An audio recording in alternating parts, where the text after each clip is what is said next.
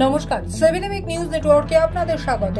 আশঙ্কাকে সত্যি করে গতকাল শেষ দফার নির্বাচনের দিনেও উত্তপ্ত হয়ে উঠেছিল সন্দেশখালীর পরিস্থিতি।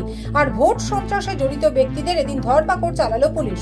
সন্দেশখালীর নাজার থানার বয়ারমারি 2 নম্বর গ্রাম পঞ্চায়েতের চুঁচুড়া সহ বিভিন্ন জায়গায় ব্যাপক মারধর সহ এলাকায় সন্ত্রাস সৃষ্টি করার পাশাপাশি পুলিশকে ঘিরে ধরে বেধড়ক মারধর থেকে শুরু করে মাথা ফাটিয়ে দেওয়ার অভিযোগে 5 জনকে গ্রেপ্তার করেছে পুলিশ।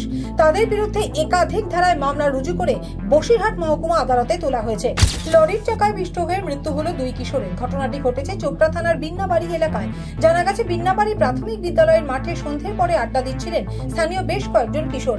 আচমকাই একটি 12 চাকার লরি বিদ্যালয়ের মাঠে ঢুকিয়ে ঘোরানোর জন্য পিছনে আসতেই ঘটে দুর্ঘটনাটি।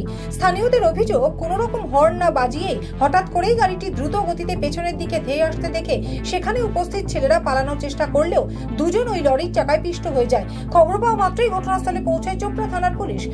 মৃতদেহ দুটিকে উদ্ধার করে চোপড়া ব্লক প্রাথমিক স্বাস্থ্য কেন্দ্রে নিয়ে গেলে চিকিৎসকেরা তাদের মৃত বলে ঘোষণা করেন। মর্মান্তিক ঘটনাকে কেন্দ্র করে এলাকায় নেমে এসেছে শোকের ছায়া। অভিযুক্ত লরির চালককে দৃষ্টান্তমূলক শাস্তির দাবি জানিয়েছেন ক্ষুব্ধ স্থানীয় বাসিন্দারা। মৃতদেহ দুটি ময়নাতদন্তের জন্য ইসলামপুর মহকুমা হাসপাতালে পাঠানোর পাশাপাশি ঘটনার তদন্ত শুরু করেছে চোপড়া থানার পুলিশ। নির্বাচনের পরের দিনও অগ্নিগর্ভ সন্দেশখালী।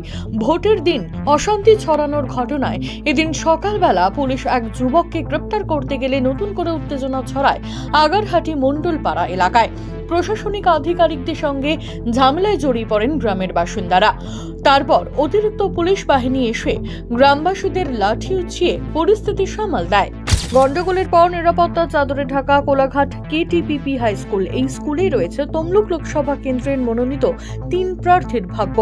ইভিএম মেশিনে ঠাসা স্ট্রং রুমের বাইরে মোতায়েন রয়েছে বিশাল পুলিশ বাহিনী। মেশিনগুলির নিরাপত্তার দায়িত্বে রয়েছে কেন্দ্রীয় বাহিনী। আগামী 4 তারিখ রয়েছে নির্বাচনের ফল ঘোষণা। ইভিএম ঘিরে মোট 30 স্তরীয় নিরাপত্তা দেওয়া হয়েছে এখানে। সব মিলিয়ে কি ঘটবে তমলুক লোকসভা কেন্দ্রে, সেই নিয়ে চড়ছে রাজনৈতিক পারদ। জুনের 10 তারিখের আগে দক্ষিণবঙ্গে বর্ষা প্রবেশের সম্ভাবনা নেই, এমনটাই পূর্বাভাস দিল আলিপুর আবহাওয়া দপ্তর। ইতিমধ্যে উত্তরবঙ্গে প্রবেশ করেছে দক্ষিণ পশ্চিম মৌসুমী বায়ু, যার প্রভাবে আগামী কয়েকদিন জলপাইগুড়ি, কোচবিহার, দার্জিলিং, আলিপুরদুয়ারে ভারী বৃষ্টি হতে পারে। এদিকে দক্ষিণবঙ্গে ক্রমশ বাড়বে ভ্যাপসা গরম, মাঝে মধ্যে স্বস্তি দেবে প্রাক বর্ষার বৃষ্টি। আগামী 4 তারিখ রাজ্যে ভোট গণনা, ওই দিন বিক্ষিপ্ত বৃষ্টি হতে পারে দক্ষিণবঙ্গে। পিয়ালি দত্ত, 7 নিউজ, কলকাতা। সমস্ত খবরের আপডেট পেতে লাইক করে সাবস্ক্রাইব করুন 7 নিউজ। সেই সঙ্গে বেল বাটন প্রেস করতে ভুলবেন না। আপনাদের একটা সাবস্ক্রিপশন আমাদের জন্য অত্যন্ত মূল্যবান। জয় হিন্দ।